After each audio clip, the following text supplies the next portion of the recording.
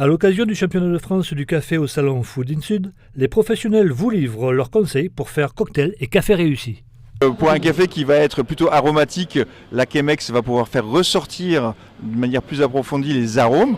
Mais si y a un café qui a plus de longueur en bouche, il va falloir plutôt un porte-filtre qui va pouvoir permettre à l'eau de rester plus longtemps à travers le café. Pour un café filtre, on va plutôt prendre des moutures un peu plus grosses. Pour un café expresso, on va avoir des moutures très fines. Les origines de café qu'on retrouve assez souvent, là aujourd'hui on a eu quand même beaucoup l'Éthiopie, mais aussi le Kenya qui fait son entrée sur le marché français. On a un café du Laos qui est quand même assez important de signaler. Alors un bon Irish Coffee, vous devez avoir un bon whisky déjà, soit du miel, donc moi j'ai choisi du miel qui complémente mon café, et bien sûr un bon café. Et il faut surtout avoir un étage, la partie noire en bas et la crème sur la partie supérieure qui est bien démarquée.